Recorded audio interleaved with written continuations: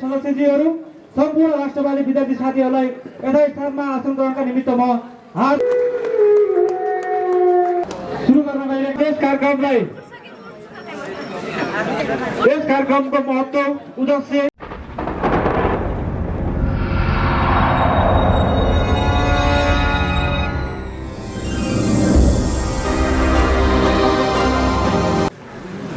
विद्यार्थी संगठनमा सक्रिय रहँदा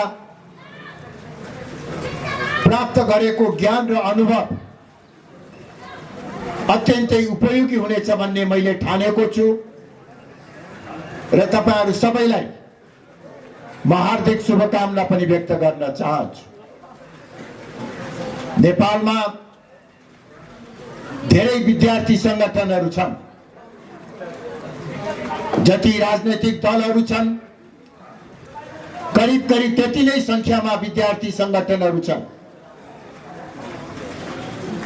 जसरी नेपालको राष्ट्रिय राजनीतिमा राष्ट्रिय प्रजातन्त्र पार्टी अन्य पार्टीहरू भन्दा अलग पहिचान र फरक विचार बोकेको पार्टी हो। त्यसैले राप्रपासँग आबद्ध रहेको राष्ट्रिय प्रजातान्त्रिक विद्यार्थी संगठन को पनि आफ्नै अलग पहिचान विद्यार्थी जगतमा रहेको छ। यस्तो राष्ट्रवादी प्रजातान्त्रिक विचार बोकेको राप्रपाको भातृ संगठनको रूपमा रहेको राष्ट्रिय प्रजातान्त्रिक विद्यार्थी संगठन को सदस्य हुन पाउनु तपाईहरुको पनि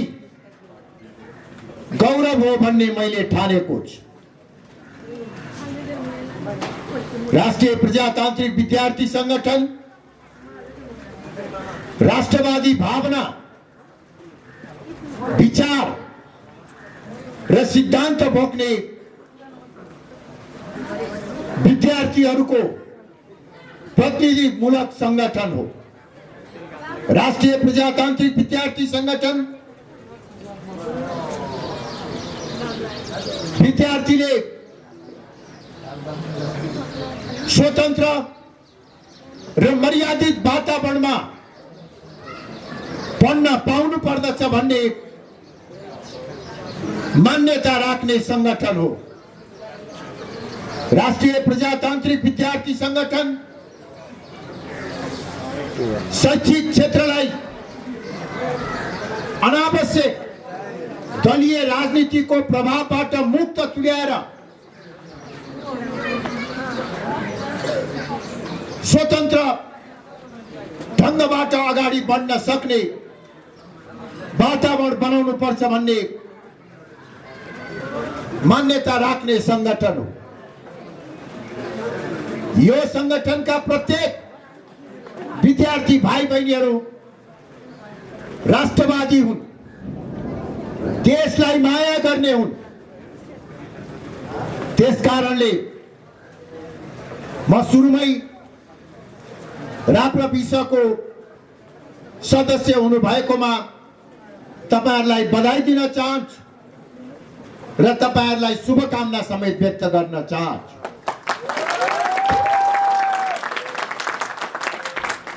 हाम्रो देश अहिले पनि अत्यन्तै कठिन अवस्थाबाट गुज्रिराखेको छ।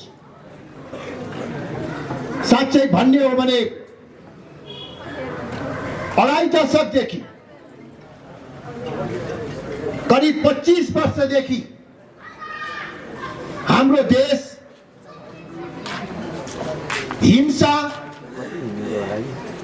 अशान्ति र अराजकताको वातावरणबाट गुज्रिराखेको छ। तपाईहरुको पीडी भनेकै यही हिंसा, अराजकता र अस्थिरताको वातावरणमा जन्मेको पीडी हो। 2052 सालमा माओवादीले आफ्ना निहित राजनीतिक स्वार्थ परिपूर्ति गर्नका लागि हिंसा को सुरुवात गर्यो। हिंसात्मक विद्रोहको नाममा माओवादीको 10 वर्षीय जनयुद्धमा 17,000 भन्दा बढी नेपाली आमाका छोरा छोरीहरूको ज्यान गयो। हाम्रो जस्तो गरिब देशका गरिब जनताले तिरेको ट्याक्सबाट अरबौंको नोक्सानी देशले बेहोर्नु पर्यो। यो 10 वर्षीय जनयुद्धको बेलामा सिङ्गो राष्ट्र अस्तव्यस्त भयो र त्यसको सबैभन्दा ठूलो प्रभाव शैक्षिक क्षेत्रमा पनि पर्न गयो। शैक्षिक क्षेत्र अस्तव्यस्त भयो, राम्रोसँग अध्ययन अध्यापन हुन सकेन। त्यो पृष्ठभूमिमा तपाईहरु मध्ये अधिकांशको जन्म भयो। माओवादी जनयुद्ध 2062-63 मा पुगेर अन्त भयो। हिंसात्मक विद्रोह अन्त भए पनि अस्थिरता र अराजकतापूर्ण संक्रमण भने निरन्तर रूपमा कायम रह्यो। करिब 10 वर्ष त्यो अराजकतापूर्ण संक्रमणको चपेटामा नेपालको शैक्षिक जगत पनि अत्यन्तै नराम्रोसँग पर्यो।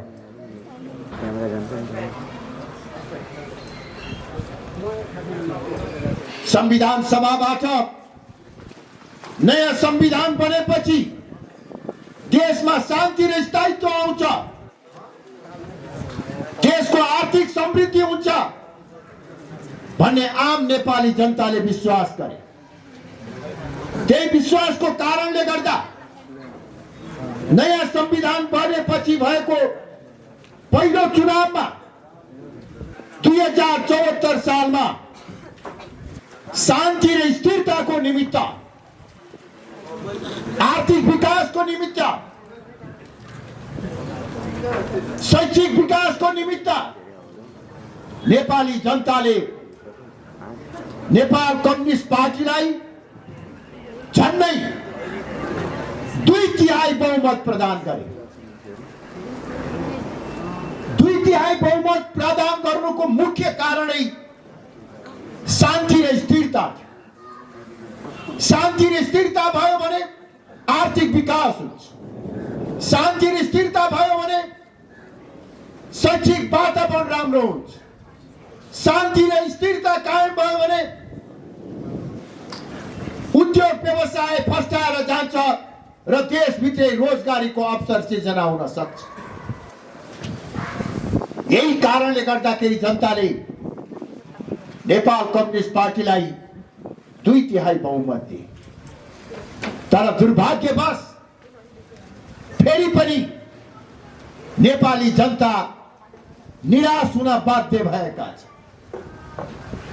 शान्ति र स्थिरताको सट्टा अस्थिरता र अराजकताले निरन्तरता कायम गरिराखेको छ। देशको आर्थिक विकास र समृद्धि हुनुको सट्टा गरिबी बढेर गएको छ, बेरोजगारी समस्या विकराल भएको छ र भ्रष्टाचार चरम चुलीमा पुगेको छ। लोकतन्त्रको आवरणमा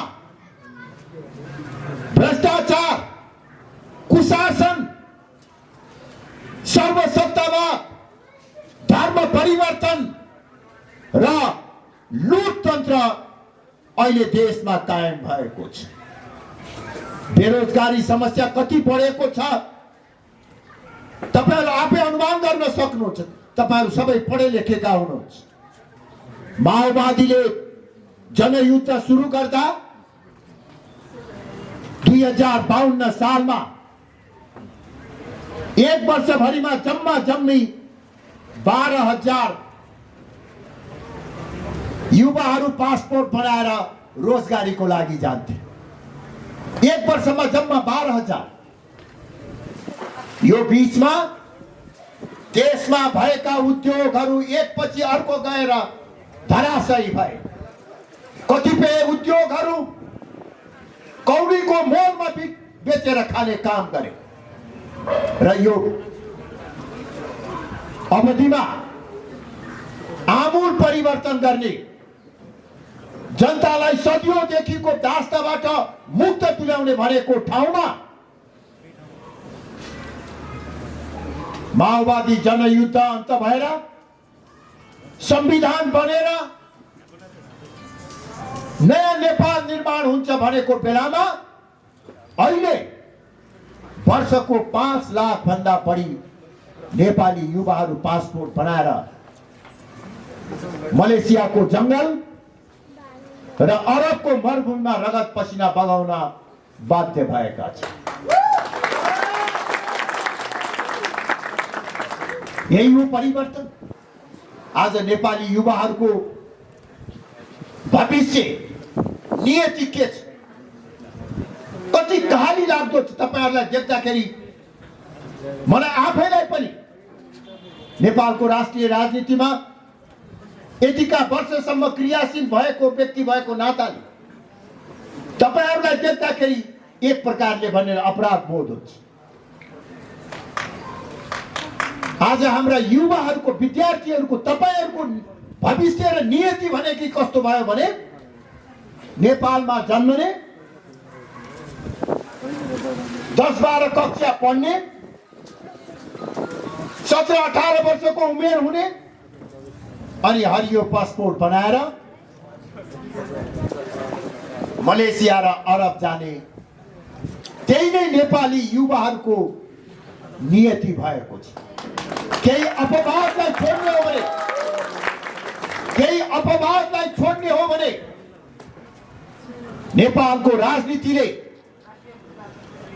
नेपालको राजनीतिक दलहरूले, नेपालका असक्षम नेताहरूले नेपाली युवाहरूको भविष्यमाथि खेलवाड गरिराखेका छन्। जनताले 2/3 बहुमत दिएर सरकार बन्यो नेपाल कम्युनिस्ट पार्टीको। 5 वर्षको लागि म्यान्डेट दिए, तर 3 वर्ष पुग्दा नपुग्दै नेपाल कम्युनिस्ट पार्टी भित्रको विवादले आज सिङ्गो देश बन्धक भएको छ।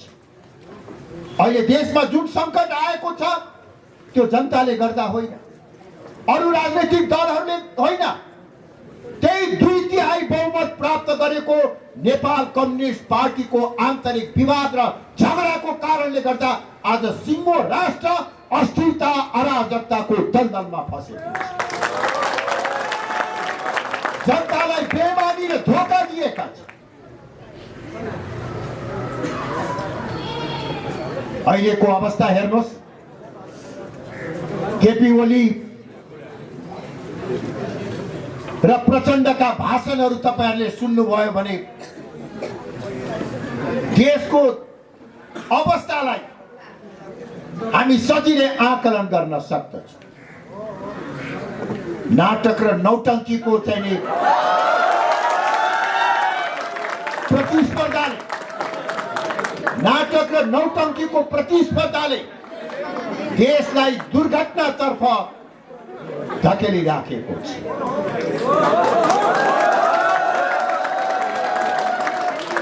उनीहरूको झगडा देश र जनताको हित कसरी गरौं भन्ने कुराको लागि होइन, शैक्षिक वातावरण कसरी सुधार गरौं भन्नको लागि होइन, उनीहरूको झगडा कुर्सीको लागि,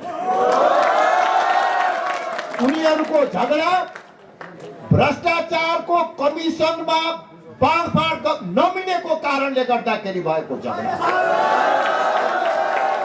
भ्रष्टाचार गरेर कमाएको पैसाको भागभण्डाको झगडा, उनीहरूको यो कुर्सी र कमिसनको झगडामा अहिले नेपालको संविधान र अहिलेको व्यवस्था धरापमा परेको छ। कस्तो आश्चर्य छ विद्यार्थी भाइ बहिनीहरूले बुझिराख्नुपर्छ, तपाईँहरूले बुझिराख्नुपर्छ।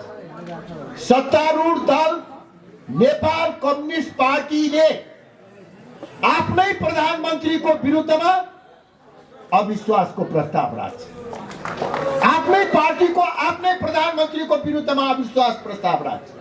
त्यो अविश्वासको प्रस्ताव छल्नका लागि प्रधानमन्त्रीले संसद नै विघटन गरिदिन्छ।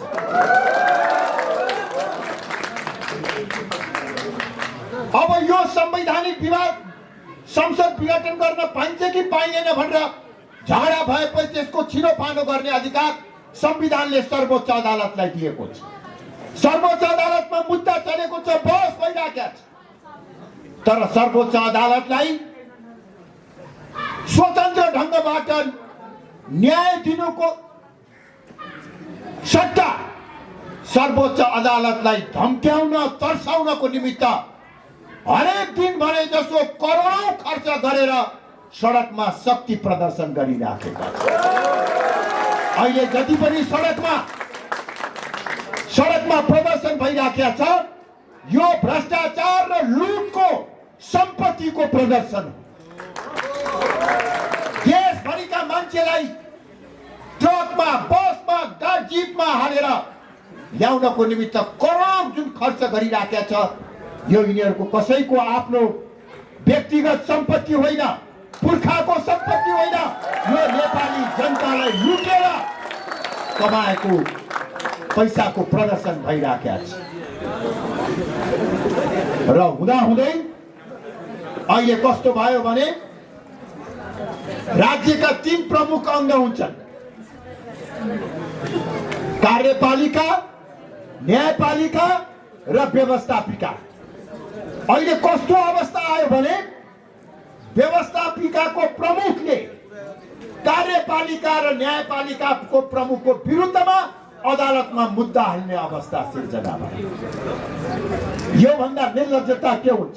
यो सबै घटनाक्रमबाट अब पुष्टि भइसकेको छ कि 2062-63 पछि परिवर्तनको नाउँमा अवलम्बन गरिएको बाटो र विचार असफल प्रमाणित भइसकेको छ। उनीहरूले अवलम्बन गरेको विचार र बाटो असफल भएको छ। यहाँ कुनै एउटा व्यक्ति र दल मात्र होइन, अहिलेको यो सबै घटनाक्रमले प्रश्न देखाएको छ, बाटो र विचार गलत साबित भएको छ। धर्मनिरपेक्षता, संघीयता र गणतन्त्रको औचित्यमाथि प्रश्न चिन्ह खडा भएको छ। अहिलेको संविधानको औचित्यमाथि प्रश्न चिन्ह खडा भएको छ। यो अवस्थामा फेरि एक पटक नेपाली जनता जागरूक भएर देशको स्वतन्त्र अस्तित्व र प्रजातन्त्रको रक्षा गर्नुपर्ने अवस्था आएको छ। अबको आन्दोलन भनेको राष्ट्रवादी आन्दोलन, देश बचाउने र देश बनाउने आन्दोलन। यो आन्दोलनको नेतृत्व विदेशीको दबाव र प्रभावमा परेका वा विदेशीको पैसाले आन्दोलन गर्ने र चुनाव गर्नेहरूबाट यो राष्ट्रवादी आन्दोलनको नेतृत्व हुन सक्दैन। यो आन्दोलनको नेतृत्व ढिलो चाँडो राष्ट्रवादी शक्तिले गर्नुपर्दछ, राष्ट्रिय प्रजातन्त्र पार्टीले गर्नुपर्दछ र राष्ट्रवादी विचारधारा भएका तपाईं जस्ता युवाहरूले गर्नुपर्दछ। मैले अघि नै भने, तपाईहरूको जन्म हिंसा, अस्थिरता र अराजकताको वातावरणमा भयो। अब फेरि यो अस्थिरता र अराजकता नयाँ पिढीमा भोलि तपाईहरुको पनि बिहा होला, तपाईहरुका पनि छोराछोरी जन्मेला, भोलि तपाईहरुका सन्ततिमा पनि यो अस्थिरता अराजकता नजाओस् भनेर यो हिंसा अस्थिरता र अराजकताको अन्त्य तपाईहरुको पिढीले गर्नुपर्दछ, तपाईहरुले गर्नुपर्दछ। यसका निमित्त म राष्ट्रिय प्रजातान्त्रिक विद्यार्थी संगठनका साथीहरुलाई आग्रह गर्न चाहन्छु, युवा विद्यार्थीहरुको हातमा परिवर्तनको शक्ति रहेको हुन्छ। त्यो परिवर्तनको शक्ति लाई हामीले प्रयोग गर्नु पर्दछ। त्यो राष्ट्रवादी आन्दोलनको तयारीका निमित्त म सम्पूर्ण विद्यार्थी भाइ बहिनीहरूलाई अनुरोध गर्न चाहन्छु, हामीले केवल ओली र प्रचण्डको नाटक र नौटंकी हेरेर रमाउने मात्र होइन, यस्ता नाटक र नौटंकीलाई नेपालको राजनीतिबाट सधैँका निमित्त बढार्नको निमित्त हामीले निर्णायक ढङ्गबाट आउनुपर्ने आवश्यकता छ। राज्य सञ्चालन भनेको मनोरञ्जन, राज्य सञ्चालन भनेको हाँसी मजाक र ठट्यौली मात्र होइन। यस्ता हाँसी मजाक र ठट्यौली गर्नेहरूलाई मुक्त गराएर देशमा शान्ति, स्थिरता र समृद्धि कायम गर्नको निमित्त तपाईहरुको अधिकांश समय शैक्षिक जगत, विद्यार्थी क्षेत्र यो 15-20 वर्ष अस्थिरता र अराजकतामै बित्यो। तपाईहरुले जति पढ्नुभयो त्यो अस्थिरता र अराजकतामै पढ्नु भएको छ।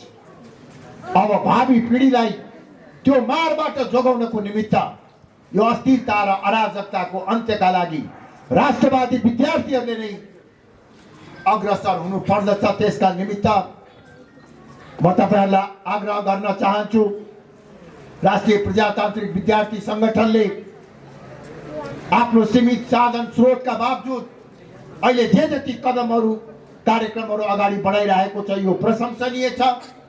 म तपाईहरुलाई आग्रह गर्न चाहन्छु, अहिले कलेज क्याम्पस नखुलेको भए पनि जुन रूपमा हुन सक्छ बढीभन्दा बढी विद्यार्थीहरूलाई संगठित गर्नुहोस्।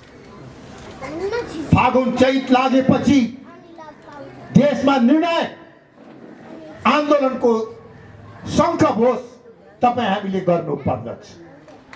अबको आन्दोलनबाट हामीले अस्थिरता र अराजकताको अन्त्य गर्ने, धर्मनिरपेक्षलाई अन्त गरेर हिन्दू राष्ट्र स्थापना गर्ने, गणतन्त्रलाई खारेज गरेर राज संस्था सहितको लोकतन्त्र स्थापना गर्ने र यो राष्ट्रले धान्न नसक्ने संघीयताको अन्त गरेर सुदृढ स्थानीय स्वायत्त शासन स्थापना गर्ने कार्य गर्नुपर्दछ। त्यसका निमित्त तपाईहरु तयार हुनुहोस्, आफूलाई संगठित गर्नुहोस्, साथीभाइहरुका बीचमा बहस गर्नुहोस्, सम्झाउनुहोस्, अरु विद्यार्थी संगठनमा लागेका भाइ बहिनीहरूलाई पनि सम्झाइ बुझाइकन हामीले धेरै पटक पार्टीका लागि, नेताका लागि आन्दोलन गर्यौं। अब एक पटक देशको लागि, आफ्नो लागि, आफ्ना सन्ततिहरुको निमित्त हामी आन्दोलन गरौं भनेर सबै विद्यार्थी भाइ बहिनीहरूलाई सम्झाउने, बुझाउने र संगठित गर्ने काम गर्नुहोस्। तपाईहरुलाई पूर्ण सफलता प्राप्त होस् भन्ने म शुभकामना व्यक्त गर्न चाहन्छु। मेरो अत्यन्तै जरुरी कामले गर्दाखेरि चाँडै जानुपर्ने भएको हुँदा मैले अगाडि नै समय मागे। पार्टीका वरिष्ठ नेताहरू हुनुहुन्छ, विद्यार्थी नेताहरू हुनुहुन्छ, अहिलेको समसामयिक परिस्थितिका बारेमा चर्चा परिचर्चा हुनेछ र तपाईहरुले आफ्नो भावी कदम निर्धारण गर्न सक्नुहुनेछ भन्ने विश्वास राख्दै मलाई यो अत्यन्तै उत्साहपूर्ण कार्यक्रममा सहभागी हुने मौका दिनुभएकोमा तपाईहरु सबलाई म हृदयदेखि नै धेरै धेरै धन्यवाद दिन चाहन्छु। धेरै धेरै धन्यवाद। जय राष्ट्र, जय जनता।